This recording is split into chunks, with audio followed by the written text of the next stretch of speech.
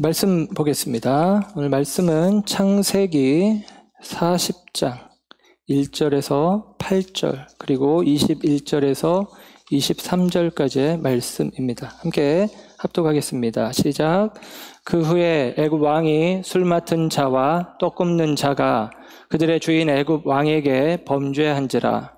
바로가 그 두 관원장 곧 술 맡은 관원장과 떡 굽는 관원장에게 노하여 그들을 친위대장의 집 안에 있는 옥에 가두니 곧 요셉이 갇힌 곳이라. 친위대장이 요셉에게 그들을 수종들게 하매 요셉이 그들을 섬겼더라. 그들이 갇힌 지 여러 날이라. 옥에 갇힌 애굽 왕의 술 맡은 자와 떡 굽는 자 두 사람이 하룻밤에 꿈을 꾸니 각기 그 내용이 다르더라. 아침에 요셉이 들어가 보니 그들에게 근심의 빛이 있는지라.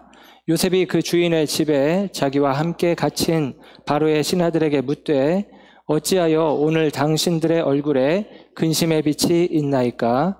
그들이 그에게 이르되 우리가 꿈을 꾸었으나 이를 해석할 자가 없도다. 요셉이 그들에게 이르되 해석은 하나님께 있지 아니하니까 청하건대 내게 이르소서. 아멘. 21절에서 23절 합독합니다. 시작.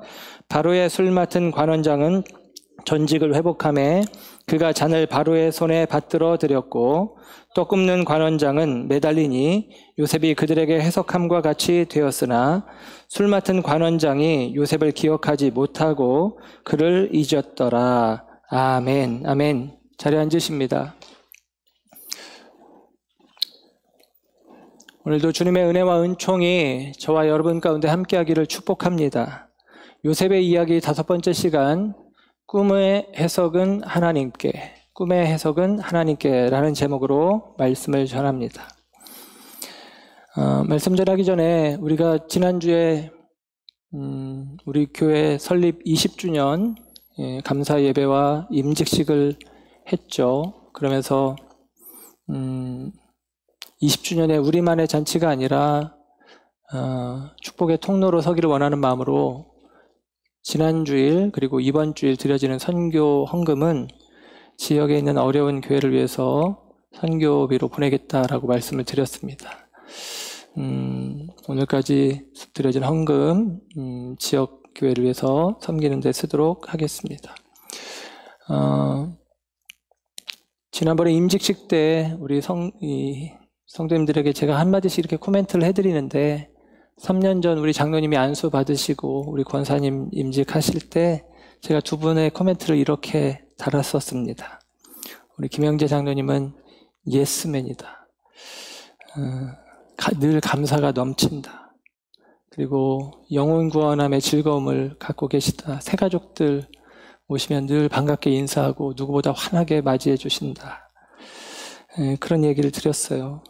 예스맨이라는 게 저한테만 예스맨이 아닙니다. 우리 성도들에게도 예스맨이었고 중간에서 너무 역할을 잘해주시고 또 저는 제가 원하는 장로님상이 권위적인 장로님이 아니라 섬기는 장로님인데 섬김의 모습으로 잘 섬겨주셔서 너무나 귀한 감사한 그런 모습이었습니다. 장남석 권사님께는 그런 이야기를 드렸어요. 장남석 권사님은 늘 나는 부족해 이런 마음이 있으시거든요. 나 믿음이 없어. 그런데 그때 어떤 말씀을 드렸냐면 그렇게 말씀을 하시지만 그 삶을 들여다보니 사랑하고 있고 또 누군가를 위로하고 있고 품고 있고 나누고 있고 감당하고 계시다. 그렇게 말씀을 드렸습니다. 이제까지 힘든 중에도 잘 감당해 주셔서 너무나 감사합니다. 아까 심각하게 인사하셔서 당연히 심각하죠. 그런데 요셉이는 남아 있습니다. 볼모죠. 그래서 언제든지 만날 수 있고 언제든지 연락할 수 있고 언제든지 기도할 수 있고 주님 안에서 하나가 되는 줄 믿습니다. 상가학교에 있을 때 우리 장로님이 잠깐 이렇게 기도하러 오시고 하셨어요. 그때 제 아내하고 저하고 하는 생각이 그때 이제 홀신앙 여자분들 몇 분만 계셨거든요. 그래서 저런 장로님, 저런 분, 그때는 권사님이었죠. 저런 분 우리 교회에 오셨으면 좋겠다 그랬는데 저런 분이라고 했던 그분이 오셨어요. 그분이 등록하고 아까 말씀드린 대로 10여 년을 섬기시면서 교회가 하나님 앞에서 성장해가는 과정 속에 함께 하셨습니다. 그래서 장로님이 여러 생각들 속에 어려움 속에 결정을 하셨겠지만 저희가 개척교회를 하면서 그런 기도를 했잖아요. 저런 분 우리 교회 좀 오셨으면 좋겠다. 그랬는데 음성지역의 또 다른 어떤 교회가 저런 분 좀 우리 교회에 오셨으면 좋겠다 하는 마음으로 기도하고 있는 교회, 그 교회에 하나님이 우리 장로님 보내주실 줄로 믿고 그 교회에서 또 섬기시면서 또 다른 하나님의 나라가 그곳에 확장되어 갈 줄로 믿습니다. 그러니 여러분 너무 이렇게 말하지만 저도 너무 마음 아프지만 여러분 하나님께서 하시는 이끄시는 길로 믿으시고 축복하며 함께 보내드리기도 하고 또 보내지만 보내니까 끝이라고 생각하지 마시고 기도하시고 연락하시고 그렇게 하시면 참 좋겠습니다. 오늘 요셉의 이야기를 살펴요. 계속같이 요셉의 이야기를 보고 있습니다. 오늘 요셉이 감옥에 있는 동안에 되어진 일을 우리에게 들려줍니다. 감옥에 요셉이 있습니다. 누명의 옷을 입었고 결과 죄수의 옷을 입고 깊은 구덩이 감옥에 갇히게 되었습니다.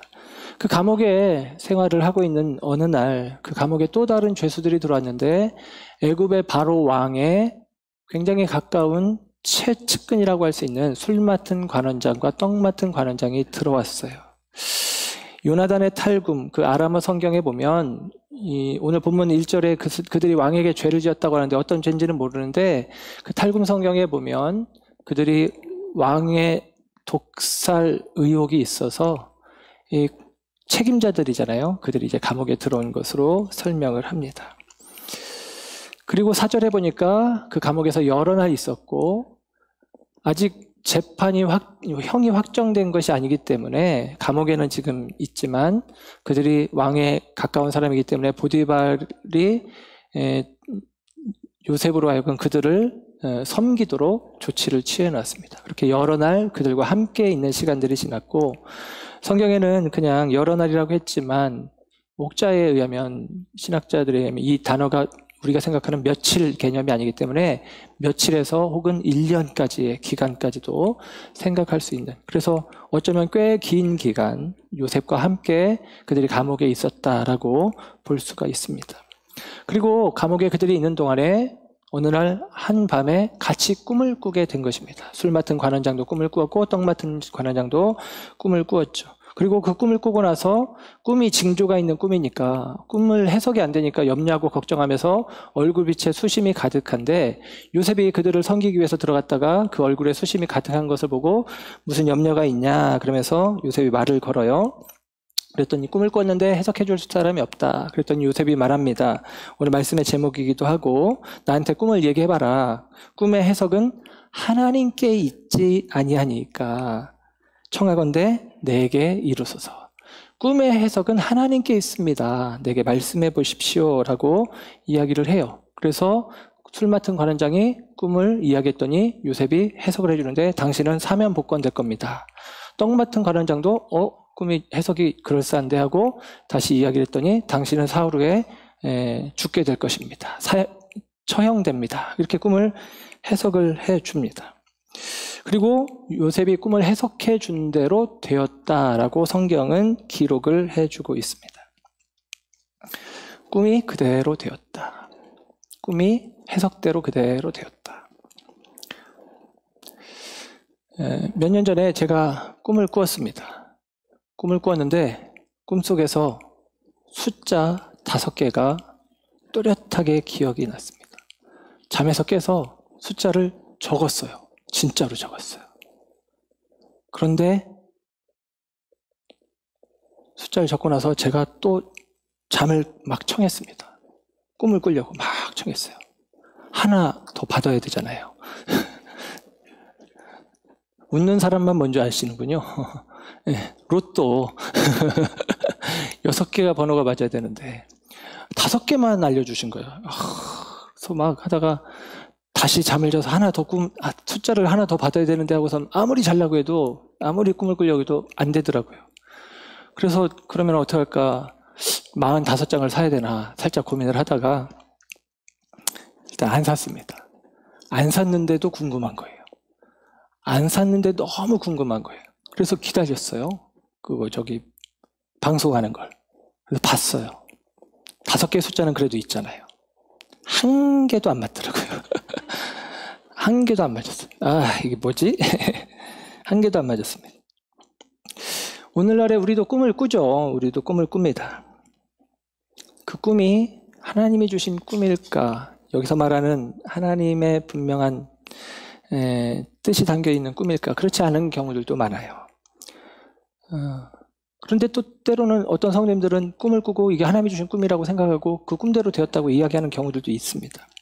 여기서 우리가 분간해야 할 것은 성경학자들마다 꿈에 대한 이해는 좀 달라요. 그러나 그냥 우리가 일반적으로 이해할 것 중에 하나는 꿈을 꿀 수 있고 그 꿈이 하나님께서 주신 꿈일 수 있다는 분명한 마음을 저는 갖습니다. 하나님이 주신 꿈이 있을 수 있어요. 그러나 구약시대의 꿈과 지금의 꿈은 좀 달라요.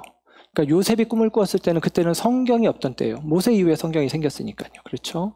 그러니까 말씀이 없으니까 꿈을 통해서 하나님이 어쨌거나 소통하시고 말하시고 가르쳐 주시고, 그리고 예를 들면 신약 성경에는 꿈의 이야기가 딱 한 번 제대로 된, 우리가 자면서 꾸는 꿈에 대해서 한 번 등장하는데 예수님의 아버지 요셉, 거기도 요셉이죠. 예수님의 아버지 요셉이 마리아가 잉태한 걸 알고 관계를 끊으려고 했을 때 꿈에 현몽하여 이르시기를 염려하지 말고 데려와라, 그렇게 하면서 알려주시는 장면에 꿈이 또 등장하죠. 그래서 꿈은 하나님께서 말씀하시는 통로가 분명히 되어집니다. 그런데 우리가 유념할 것은 우리가 지금 우리 시대에는 이미 말씀이 있다는 거예요. 기독교 역사 속에서 모든 교파, 모든 교단이 다 공통으로 이단으로 정죄하는 3가지 기준은, 첫째는 삼위일체, 두 번째는 예수님의 신성, 세 번째는 성경으로 말미암는 완결성이에요. 성경으로 끝난 거예요. 성경으로 모든 하나님의 계시는 완성되어진 것입니다. 그러니까 여러분, 완성되었기 때문에 또 다른 계시는 없다가 아니라 완성되었으나 우리 가운데 꿈이라는 게 있을 수 있는데, 이 꿈을 어떻게 되느냐 그러면 성경의 기준, 성경의 원리에 비추어서 해석을 할 수만 있다면 그 꿈이 유익이 되겠지만, 그 꿈이 성경적인 원리에서 벗어난 해석들, 예를 들면 제가 꿈을 받고 하나님이 나한테 로또를 주시려나 하면서 그렇게 억지스럽게 생각하는 것들은 사실은 하나님이 주신 꿈도 아니고 그냥 말 그대로 개꿈이고, 성경에 어긋난 꿈들은 우리가 너무 유념할 필요는 없다라는 생각을 해봅니다. 꿈의 해석이 하나님께 있다. 꿈의 해석과 관련되어서 20세기에 들어오면서 이른바 정신분석학이 발전하기 시작해요. 프로이드, 그리고 칼 융, 이런 사람들이 정신분석, 심리분석 그런 것들을 하기 시작합니다. 프로이드가 스승님이고 칼 융이 제자가 되어지는데, 칼 융이 프로이드의 책을 보고 반해가지고 교제하다가 결국에는 이제 스승 삼고 거기서 배웁니다. 그런데 둘이 이제 나중에 생각이 달라져서 갈라지게 되었는데 1914년 공식적으로 둘이 결별을 하거든요. 그 결별을 하기 직전 해에 1913년에 정신분석학회에서 마지막 함께 만드는 학회, 그 학회가 있는데 그 학회의 주제가 꿈이었어요. 꿈이라는 주제로 학회를 하는데, 먼저 융이 선생님에게 이야기했습니다. 선생님, 이번 학회의 주제를 꿈의 목적론적 기능이라고 합시다. 꿈의 목적론적 기능이라고 합시다. 그랬더니 프로이트가 무슨 쓸데없는 소리냐, 꿈이 무슨 목적이 있냐, 꿈이 목적이 어딨냐, 말도 안 된다 하면서 그냥 꿈의 기능이라고 하라. 그래서 꿈의 기능으로 그냥 했답니다. 그리고 나서 이제 둘이 갈라졌는데, 프로이드의 생각은 꿈이 무슨 목적이 있냐, 왜냐하면 프로이드는 이렇게 생각했거든요. 꿈이라고 하는 것은, 우리가 꾸는 꿈은 그것을 과학 중심으로 해석하는데, 과거의 생각들과 경험들이 무의식 속에서 인과적으로 내게 나타나는 게 꿈이라는 거예요. 그러니까 이 프로이트의 생각에서는 꿈은 과거에 기반하고 있는 것입니다. 꿈은 과거에 기반하고 있는 거예요. 반면에 융은 대부분의 어떤 우리들의 심리 상태, 그런 것들이 과거에 기반한 상처, 경험, 그것들로 말미암아 되어지는 것이라고 생각은 했지만, 융은 다르게 생각을 했어요. 우리 안에 예를 들면 종교성이라든가 그런 것들이죠. 그런 것들. 그리고 칼융은 사실은 엄마를 어렸을 때 경험하지 못했기 때문에 엄마에게 영향받는다는, 예를 들면 프로이드가 이야기하는 오이디푸스 컴플렉스 같은 것에 대해서 생각지 않았다는 거예요. 그런데 맞는 부분이 있지만 안 맞는 부분이 있다라는 것이고, 칼융의 개념은 어떤 개념이냐면 미래적인 요구가 꿈 속에 있다는 거예요. 우리 안에 잠재되어 있는 미래적인 요구가 꿈을 통해서, 그래서 칼융은 그런 이야기를 합니다. 꿈의 목소리를 귀 기울여라, 그런 이야기를 해요. 교회에서 이 두 가지 관점 중에 기독교에서는 칼융의 관점을 취해요. 우리 성경의 이야기에 꿈의 이야기가 나오고 그 꿈을 주신 하나님의 목적, 그런 것들이 이야기가 되잖아요. 기독교인인지 아닌지 융을, 지금도 많은 학자들이 융은 기독교인이다 아니다 얘기가 많지만 제가 볼 때는 기독교인인 것 같아요. 하나님을 안다고 이야기했고, 다만 표현하는 방식에 있어서 실존적인 하나님이 아니라 정신과 심리 속의 하나님으로 이렇게 설정을 해놓으면서 이제 기독교에서 말하는 어떤 것과 좀 이렇게 상충되는 부분이 있어서 그렇지만 융은 크리스찬이라는 생각이 저는 듭니다. 중요한 것은 융이 이야기한 것처럼 꿈은 목적론적 기능이 있다라고 하는 것을 우리가 한번 마음에 담아둘 필요가 있어요. 꿈이 어떤 목적이 있는 것이다. 제가 꾸었던 꿈은 개꿈. 아무 목적도 없고 아무 것도 아니죠. 아니, 목적을 찾을 수는 있겠죠. 그래, 로또 바라면 안 되지. 그런 헛된 꿈 꾸면 안 되지라는 정도로 생각할 수 있겠지만, 근데 성경에 나오는 꿈은 굉장히 구체적이고, 그 꿈이 요셉이 꾸었고, 술 관원 장, 떡 관원 장, 그리고 다음 장에 가면 바로가 꿈을 꾸었어요. 그리고 그 꿈이 요셉이 해석한 대로 되었다라는 것입니다. 여기서 참 생각해 보면요, 꿈을 꾸었고 꿈을 해석했다라고 하는 것이 어떤 의미를 갖고 있느냐. 만약에 술 맡은 관원장, 떡 맡은 관원장의 꿈을 꾸지 않았다라고 한다면 3일 후에 술 관원장이 복권되고 떡 관원장이 처형되는 일이 없었을까? 아닙니다. 그대로 됐을 겁니다. 요셉이 꿈을 해석해주지 않았다면 술 관원장이 복권되고 떡 관원장이 처형되는 일이 없었을까? 아닙니다. 그대로 되어질 것입니다. 꿈을 꾸고 꿈을 해석하는 것과 상관없이 술 관원장은 3일 후에 복권됐을 것이고 떡 관원장은 3일 후에 처형됐을 거예요. 그렇습니다. 예를 들면 누가 바로 왕에게 가가지고 이게 꿈을 이렇게 꾸겠는데 당신 꿈 이거 안 지키면 당신 큰일 나, 혼나, 이렇게 얘기해 준 게 없어요. 바로는 이 꿈을 알지도 못합니다. 그런데 바로는 3일 후에 명령해서 술 관원장은 살려줘라, 떡 관원장은 죽여라 라고 이야기를 한 것이죠. 그러면 꿈을 꾼 것과 또 나아가서 요셉이 꿈을 해석한 것과 3일 후에 있어질, 앞으로 되어질 일은 인과관계가 없어요. 사실은 아무 관계가 없습니다. 어차피 그렇게 될 일이라고 생각할 수 있어요. 그러면 왜 성경은 이 꿈의 이야기를 기록하고 우리에게 들려주고 있을까? 요셉은 그 꿈의 이야기를 어떻게 해석해내고 있을까라는 생각을 해보게 됩니다. 여러분, 꿈과 상관없이 결과는 주어지지만 꿈의 해석을 통해서 술 관원장에게 요셉의 이름이 기억되는 것입니다. 그냥 있었어도 술 관원장은 살았겠지만 꿈을 꾸는 그 과정, 꿈을 해석하는 과정을 통해서 술 관원장은 요셉의 이름을 기억하게 됐다는 것입니다.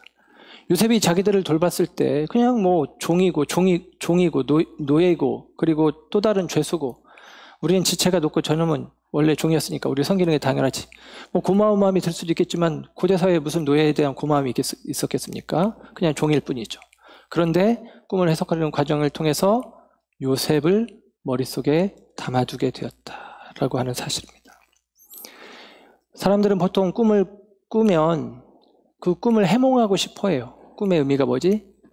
이게 꿈의 뜻이 뭐지? 하는 궁금함이 듭니다. 왜 그런 궁금함이 들까요? 꿈과 상관없이 결과는 그대로 온다고 했는데도 불구하고 우리는 궁금한 마음이 들어요. 왜냐하면 미래에 대한 막연한 기대가 있기 때문이고, 혹은 미래에 대한 막연한 염려가 있기 때문입니다. 그래서 꿈을 통해서 미래에 대해서 기대하기도 하고 염려하기도 하는 마음이 우리 가운데 들어오는 것이죠. 그러니까 그 꿈을 누군가 해석해주면 좋은 것이죠. 안정이 되는 것이죠. 그런 마음이 드는 것이죠. 그 막연한 기대가 우리 가운데 있겠지만 여러분, 하나님의 꿈과 상관없이 이루어진다고 했으니까 바꿔 말하면 그것은 하나님의 성취인데, 하나님의 계획, 하나님의 예비하심, 그것이 막연한 것입니까? 아닙니다. 하나님의 계획은 분명하고 하나님의 계획은 확실해요. 그런데 꿈을 통해서 하나님이 그 요셉이 가야 할 길을 꿈이라는 재료로 열어주시는 과정, 그게 바로 꿈의 이야기입니다. 술 맡은 관원장은 꽤 권위가 높아요. 그러니까 고대 사회에 왕을 제거하는 방식이 독살이 가장 쉬운 방식이니까. 그래서 술 맡은 관원, 떡 맡은 관원, 굉장히 믿을 만한 사람을 세우는 것입니다. 그리고 같이 술잔을 기울이고 중요한 얘기를 하다 보니 가까워지는 것이죠.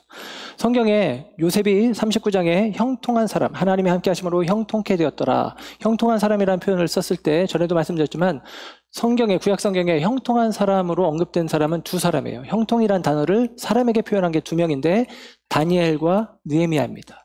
다니엘도 남의 나라 가서 총리가 되고 느헤미야도 남의 나라 가서 술관원이 되어지는데, 느헤미야 같은 경우는 술관원인데 하루는 왕이 아닥사스다, 이 페르시아 황제가 느헤미야를 보는데 얼굴빛이 안 좋은 거예요. 너 뭐 근심 있냐 염려 있냐 그랬더니 느헤미야가 이야기를 하는 것입니다. 왕이시여, 내 고향에 예루살렘에 내 민족이 성벽이 없어서 자꾸만 이 노략질을 당하고 어려움을 겪습니다. 마음이 너무 아픕니다. 저에게 좀 시간을 주시면 제가 가서 그 성벽 재건하는 일을 했으면 좋겠습니다. 그래? 가라. 근데 너 기다릴 테니까 너무 오래 걸리지는 않았으면 좋겠다 하면서 보내주고, 네가 필요한 것들 내가 도와주라고 할게 하면서 이야기합니다. 이방 나라 사람이 내 술관원이 됐다는 것도 놀랍죠. 그리고 그가 요청할 때 이 모든 것들을 제공할 만큼 굉장히 왕과 막역하고 권위 있는 사람입니다. 오늘 술관원장이 복권이 되어져요. 그리고 그의 마음에 요셉의 이름이 새겨진 것입니다. 꿈이 가지고 있는 목적이라고 할 수 있어요. 여러분, 요셉이 꿈을 해석을 하는데 그런 궁금한 마음이 들었어요. 요셉이 꿈을 어떻게 해석했지? 이 꿈을 듣자마자 아주 명확하게 해석을 해냈는데, 그리고 그 해석대로 되는데 어떻게 이게 가능했지라는 생각이 듭니다. 요셉이 철학원을 다닌 것도 아닐 거고, 요셉이 사주팔자를 연구한 것도 아닐 텐데 어떻게 알았을까 하는 생각이 들더라고요. 사실 꿈 해몽과 관련되어서는 애굽에 있는 많은 학자들이 꿈을 연구하고 천문학을 연구하고 미래를 연구하는 사람들이 있었습니다. 나중에 바로왕도 41장에 보면 꿈을 꾸니까 바로왕이 꿈을 꾸고 나서 점술가들과 현인들을 불렀다고 해요. 옛날 성경에는 술객과 박사들을 불렀다고 표현을 합니다. 그들이 이제 연구하는 사람들이거든요. 그래서 꿈이나 어떤 자연현상이나 그런 것들이 있으면 미래를 예측해서 조언을 해주는 그룹이 있었단 말이에요. 그들은 그걸 연구하는 사람들이죠. 그런데 요셉은 아직 이제 겨우 30살 안 된 28살의 청년이고, 그리고 종살이밖에 한 적이 없고 지금은 감옥에서 노예로 있고 감옥에서 죄수로 있고 그런 형편인데 어떻게 그런 것들을 알 수 있었을까 하는 생각이 들었습니다. 근데 제 마음에 이런 답이 들더라고요. 이 꿈이 하나님이 주신 꿈이잖아요. 꿈의 해석은 하나님께 있으니, 이 말은 뭐냐면 당신이 꾼 꿈은 하나님이 주신 꿈입니다 라고 요셉이 말하는 거거든요. 하나님이 주신 꿈이니까 내가 해석할 수 있다라고 말하는 것인데, 그 의미는 요셉이 하나님과 소통하고 있는 관계 속에 있었다라는 것을 이야기해 주는 거예요. 그가 기도 무릎을 꿇었는지 어쨌는지 하나님과 소통하고 있는, 하나님께서 꿈을 주셨을 때 하나님께서 당신의 뜻을 알려주는 소통하는 방식으로 꿈을 주셨잖아요. 그러니까 요셉이 하나님과 소통하고 있었기 때문에 하나님의 또 다른 소통의 방식인 꿈을 요셉은 이해하고 해석할 수 있었다라고 보여지는 것이죠. 요셉이 하나님과 소통하는 그 장소가 어디냐? 감옥입니다. 요셉이 하나님과 소통하는 곳이 감옥이에요.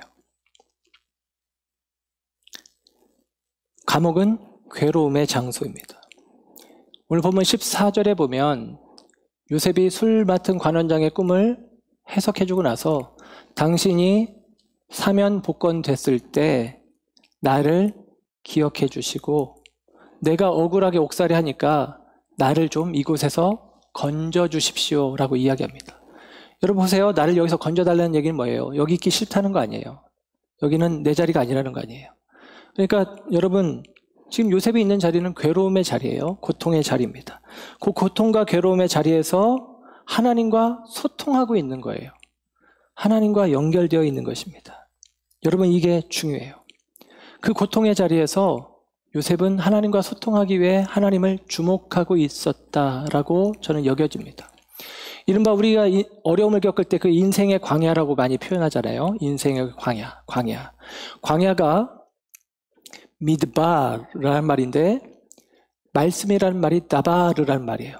그래서 이 말의 두 어원은 같아요. 광야와 말씀은 같아요. 광야에 가면 하나님의 말씀을 듣는 것입니다. 하나님의 일꾼들이 세워질 때 예수님, 혹은 모세, 그 다음에 바울 등등 일꾼이 세워질 때, 귀한 일꾼이 세워질 때 광야를 다 지나가요. 그리고 거기서 말씀을 받고 거기서 뜻을 품고 이른바 우리가 표현하는 대로 공생애 같은 걸 살아가는 거거든요. 광야는 하나님의 말씀을 듣기에 최적화되어진 곳이에요. 그러나 우리가 표면적으로 보기에는 고난의 자리죠. 오늘 요셉에게 있어서의 감옥은 요셉에 있어서의 광야와 같은 것입니다. 그곳에서 하나님의 말씀에 귀 기울이며 하나님과 소통하는 관계 속에 요셉이 있었던 것이죠. 그 감옥의 어두움 속에서 빛 되신 하나님을 주목하여 바라보는 눈을 떴던 것이고, 그 사면으로 깊은, 감옥은 또 다른 의미의 구덩이인데 그 구덩이 속에서 사면에 막막한 벽이 아니라 하늘을 우러러보는 믿음의 눈을 들었다라는 것입니다. 그래서 요셉은 하나님과 소통하고 있었고, 그렇기에 이 술 맡은 관원장, 떡 맡은 관원장의 이야기를 듣고 그 꿈을 해석해 줄 수 있었다라고 이야기를 하는 것입니다. 그래서 요셉은 말합니다. 꿈의 해석은 하나님께 있다라는 것입니다. 꿈의 해석은 하나님께 있다. 여러분 이 말이 무엇일까요? 꿈의 해석이 하나님께 있다. 해석은 하나님께 있습니다 라고 이야기합니다. 꿈의 해석은 하나님께 있습니다. 이 말 앞에 14절에 어떤 이야기를 했냐면 꿈의 해석은 하나님께 있습니다 하고 꿈을 해석해주고 나서 14절에 요셉이 이런 이야기를 해요. 요셉이 14절에 당신이 잘 되시거든 나를 생각하고, 그렇게 이야기합니다. 당신이 잘 되시거든, 이 말이 뭐예요? 당신이 내가 꿈에 해석해준 대로 3일 만에 풀려나서 이제 다시 왕 앞에 서게 되거든, 나를 좀 기억해 주세요 라고 이야기를 합니다. 그리고 나를 기억해 주시고 내게 은혜를 베푸시고 나를, 억울하니까 나를 건져주세요 라고 요청을 했어요. 당신이 잘 되시거든 이라고 하는 말이 무슨 말일까요? 당신이 잘 되시거든 이란 말은 요셉 입장에서는 내가 해석한 대로 되거든 이란 뜻이에요. 내가 이렇게 당신 꿈을 해석했는데 내가 해석한 대로 되거든, 당신이 잘 되거든, 내가 해석한 대로 되거든, 그렇게 이야기를 하죠. 그러면 나를 기억해달라라는 거예요. 그리고 해석한 대로 됐죠. 해석한 대로 됐습니다. 그런데 술 관원장이 오늘 본문 23절에 보면 요셉을 기억하지 못해요. 머리가 나쁜가? 별로 3일밖에 안 지났는데 기억을 못해요. 나중에 2년 후에 기억해내요. 그렇게 부탁해도 안 되는 거죠. 그런데 여기서 꿈을 통해서 주님이 보여주신 게 뭐냐? 해석한 대로 되었다는 얘기는 꿈대로 되었다는 얘기고, 하나님이, 꿈의 해석이 하나님께 있다는 얘기는 그 꿈을 이루시는 분이 하나님이라는 얘기예요. 근데 여러분 여기서 한 번 더 생각해 볼 것은 꿈을 이루시는 분이 하나님인데 꿈이 앞에 있고 이루는 게 뒤에 있는 게 우리가 느끼는 느낌입니다. 그런데 실제로는 꿈대로 되어지는 것은 하나님이 계획하신 대로 되어진 것입니다. 좀 다르게 얘기하면 하나님이 먼저 계획하신 것을 오늘 현재 우리의 꿈속에 하나님이 알려주시는 것이죠. 꿈을 꾸었기 때문에 성취되는 게 아니라 하나님이 이루실 일을 꿈을 통해서 보여주셨다는 얘기예요. 꿈을 통해서 보여주셨다라는 거예요. 이 말의 의미는 뭐냐면 시간의 주관자가, 역사의 주관자가 하나님이시라는 것입니다. 역사의 주관자는 하나님이시다. 이 사실을 요셉이 알게 되고 그리고 애굽이 알게 될 것이고, 이 말씀을 우리에게 기록해 주어서 우리도 이제 알게 되는 것입니다. 역사의 주관자는 하나님이시다.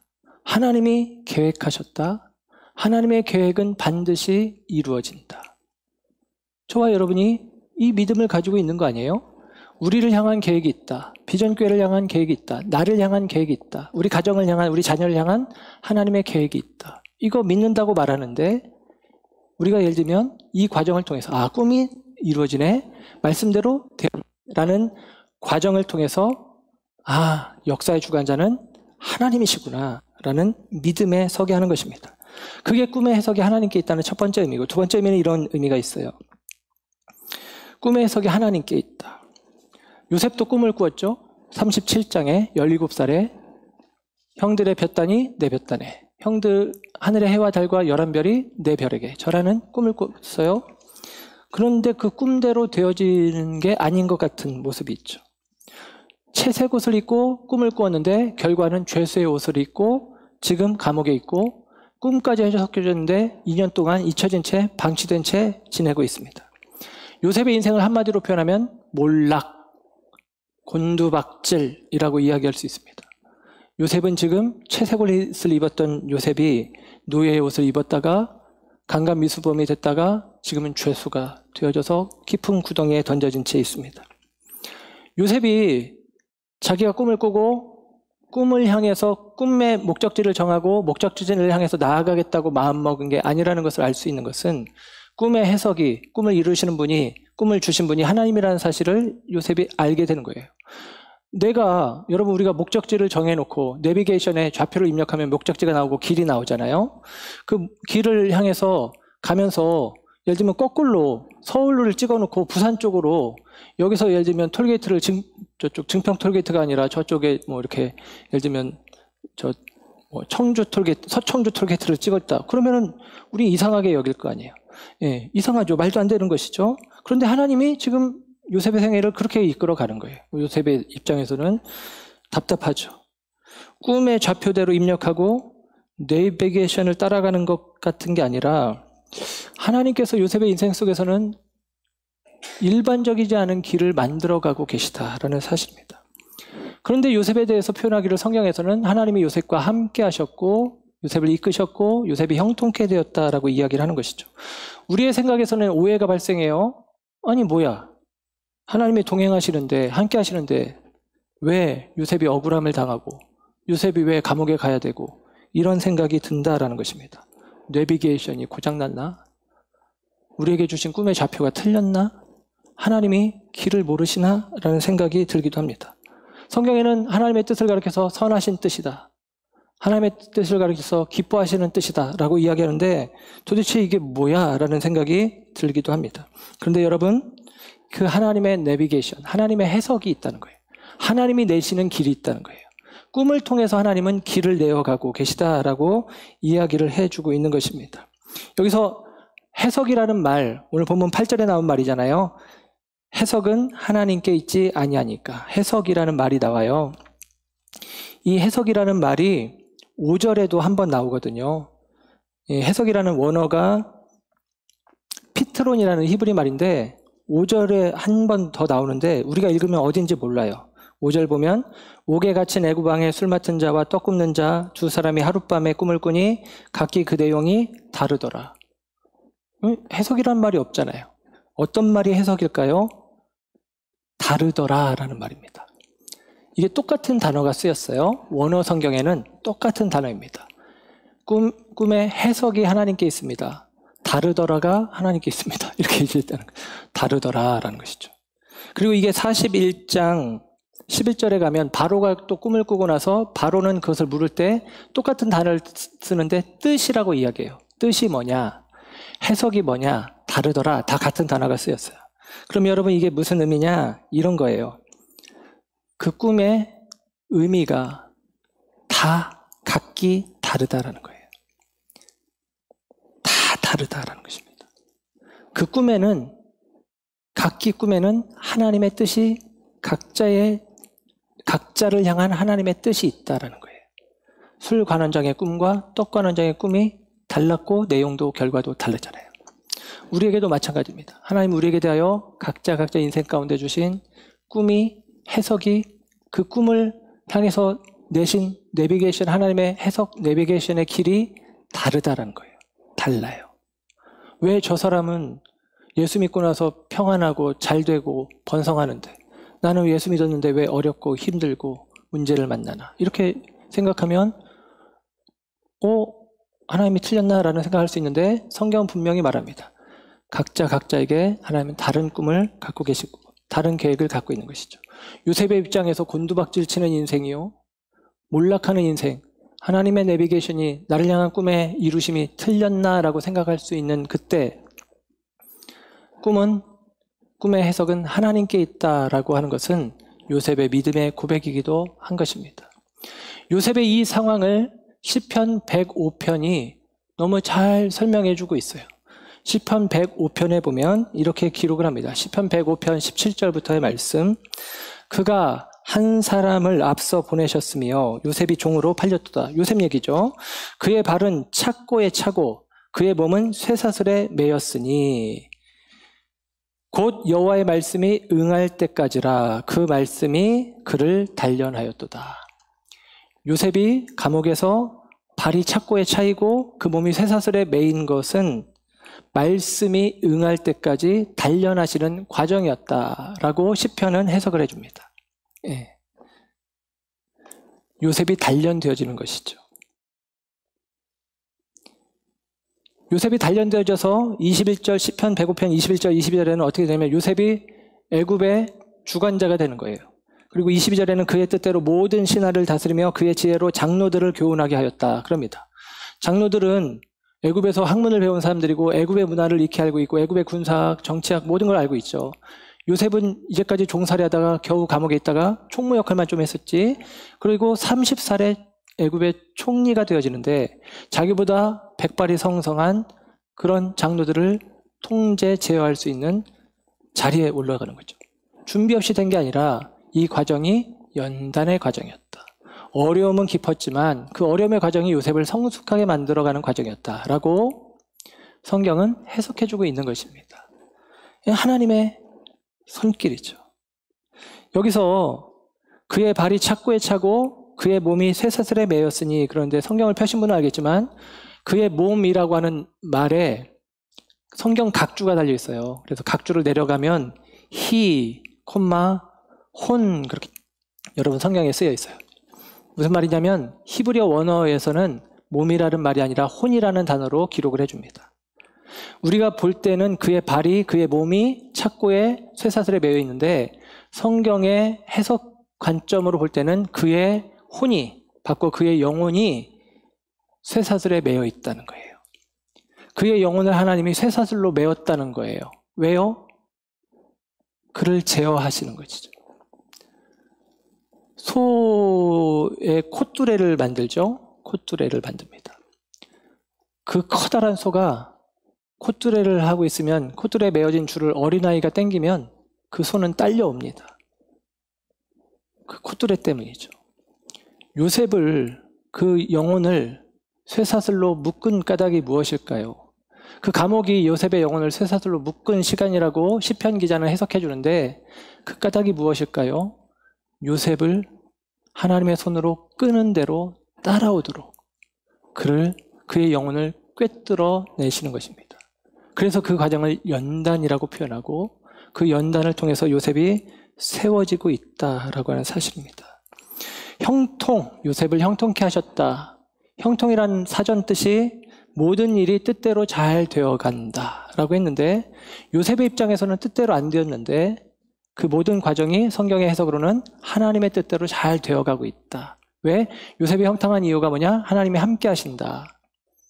하나님이 함께 하시니까. 그런데 여러분, 하나님이 그냥 함께 하시면 되는 게 아니라 하나님이 함께 하신다는 말의 의미는 하나님이 동행하신다는 의미인데 하나님과 동행하는 우리의 신앙에서 너무 중요한 게 뭐냐면 우리가 하나님보다 앞서가지 않는 것입니다. 많은 분들이 하나님이 나와 함께 하신다, 동행하신다 이야기하지만 하나님을 끌고 가려고 하는 분들이 많아요.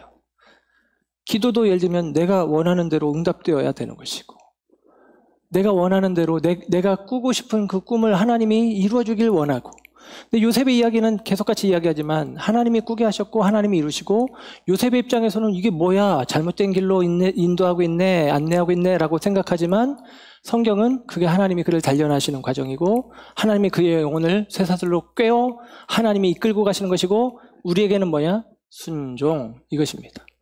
순종, 하나님이 나를 어디로 이끄시든지 하나님이 나를 어디로 보내시든지 이끄시든지 하나님의 계획이 분명히 이루어질 것을 믿고 우리가 해야 될 건 뭐냐? 순종, 따라가도록 그 일을 하고 계시다라고 이야기합니다. 왜 요셉에게 이런 순종이 필요한 것입니까? 요셉을 통해서 하나님이 큰 일을 계획하고 계시기 때문이죠. 애굽과 또한 기근으로 말미암아 주변 나라 곧 세상을 구원하시기 위해 요셉을 준비시키시는 과정이라고 하는 것입니다.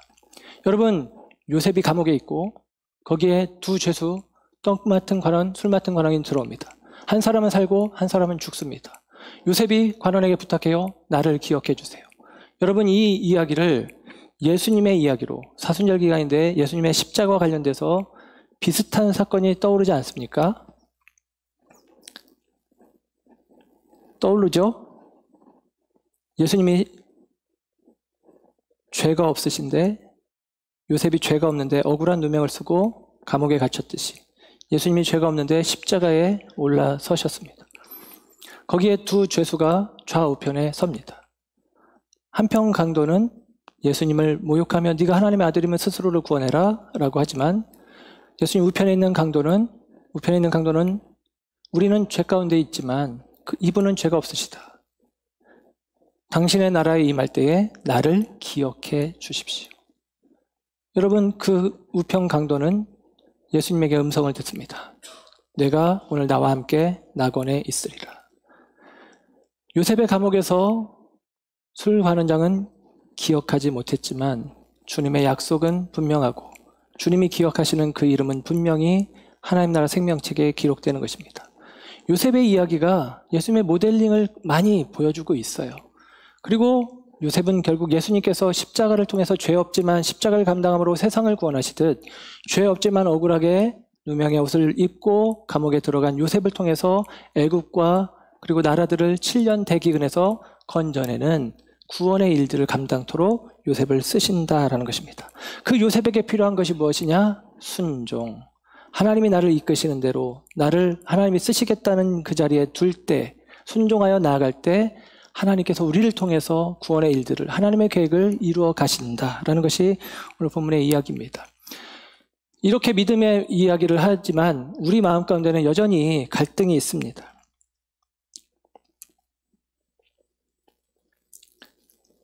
하나님의 약속된 말씀을 신뢰하며 순종할 마음도 있지만 어려움의 구덩이에 던져졌을 때 염려와 걱정과 하나님에 대한 원망이 우리 가운데 있단 말이죠. 이 두 마음은 우리 가운데 있어요. 늘 있습니다. 바울도 그런 고백을 해요. 바울도 자기 자신이 이 둘 사이에 있다는 이야기를 합니다. 로마서 7장 22절 이하에 보면 내 속사람으로는 하나님의 법을 즐거워하되 내 지체 속에는 다른 한 법이 내 마음의 법과 싸워 내 지체 속에 있는 죄의 법으로 나를 사로잡는 것을 보는도다. 오호라 나는 곤고한 사람이로다. 이 사망의 몸에서 누가 나를 건져내랴. 그럽니다. 내 마음에 두 법이 싸운다. 이 사망의 몸에서 나를 누가 건져낼 것인가. 체로키 인디언들에게 들려지는 격언 가운데 추장이 손자에게 이런 이야기를 했습니다. 얘야, 인간의 마음 안에는 늘 싸움이 있단다. 그것은 너무나 끔찍한 싸움이어서 마치도 두 마리 늑대가 서로 싸우는 것과 같다. 한 놈은 미움, 다툼, 시기, 질투, 분노로 가득한 악한 놈이고 한 놈은 기쁨, 평화, 사랑, 희망, 친절, 겸손으로 가득한 착한 놈이다. 이런 싸움은 내 안에도 있고 네 안에도 있고 우리 안에 다 있는 것이다 라고 이야기했습니다. 그 이야기를 듣고 손자가 가만히 생각하다가 이렇게 질문했습니다. 그럼 할아버지, 두 마리 늑대 중에 어느 늑대가 이길까요? 라고 물었습니다. 그때 노인이 대답합니다. 네가 먹이를 주는 놈이란다. 그럽니다. 네가 먹이를 주는 놈이 이기지라는 것이죠. 우리 안에도 두 마음이 있어요. 그 두 마음 가운데 우리가 무엇에 나의 마음을 기울일 것이냐. 내가 살아가는 이 삶의 과정 속에서 힘겹고 어려움 속에 마음을 기울이면 하나님을 향한 원망과 하나님을 향한 분노가 일어날 것이고, 우리가 그 어려운 중에 있지만 다시 한번 하나님께서 나를 향하신 계획은 반드시 이루어진다. 역사의 주관자는 하나님이다. 라는 믿음의 편에 우리의 마음을 기울이면 저와 여러분들이 하나님께서 허락하시는 회복의 은혜를 경험하게 되어질 수 있다라는 사실입니다. 요셉은 2년 동안 잊혀진 시간 동안 예를 들면 이럴 수 있잖아요. 내가 간소장에게 인정을 받았고 내가 나쁜 것도 아니고 간소한테 부탁할 수 있죠. 술 맡은 관원장이 나를 잊은 모양인데 내게 좀 한 번만 전해줘라. 이 편지 좀 한 번만 전해줘라. 이렇게 할 수 있겠지만 그러지 않아요. 그냥 묵묵히 2년 동안 있습니다. 하나님께서 그를 두신 곳에 그대로 있는 거예요. 머물고 있는 것입니다. 여러분, 그래서 꿈은 우리가 해석을 잘해야 되겠지만 오늘 성경이 우리에게 들려주는 이야기는 이런 거예요. 꿈의 해석의 능력이 우리에게 요구되는 게 아니라 우리들의 현실을 읽어내는 능력이 필요한 것입니다. 요셉의 이야기는 그 꿈이 반드시 성취될 것이다. 그러나 여러분, 요셉은 여전히 꿈의 해석 가운데 있었지만 감옥에 있는 거예요. 요셉의 형편은 여전히 어렵고 그 요셉의 현실은 여전히 힘듭니다. 요셉은 이 구렁텅이에서 여전히 건진받기를 원하는 마음이 있어요. 그러나 요셉은 그 현실 안에서 자기 현실을 하나님의 말씀의 빛 안에서 읽어내고 있다는 것입니다. 그런 사람이 다른 사람의 꿈을 해석해 줄 수 있는 것입니다. 자신의 현실을 바르게 해석하는 사람이 다른 사람의 꿈을 바르게 해석해 줘요.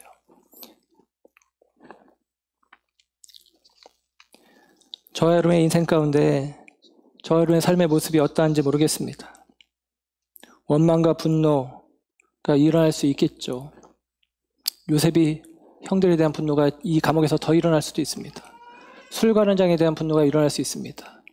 보디발의 아내에 대한 분노가 일어날 수 있습니다. 내가 풀려나기만 하면 안 갚음하겠다 할 수 있겠고, 혹은 아휴, 날 잊었구나, 나 이제 마지막 남은 가능성도 끝났구나, 자포자기하며 자기 비하하며 머물러 있을 수도 있습니다. 사람의 눈과 사람의 현실로 생각하면 그렇게 하는 게 마땅합니다. 그런데 요셉은 그렇지 않는다라는 것이죠. 믿음의 눈으로 주님을 바라보는 것입니다. 여러분, 광야와 같은 모습들이 우리 가운데 있을 수 있어요. 그런데 그 광야가 우리를 다 성숙하게 만드는 것은 아닙니다. 광야 학교를 간다고 다 모세가 되면 좋겠지만 그렇지 않은 경우들이 많습니다.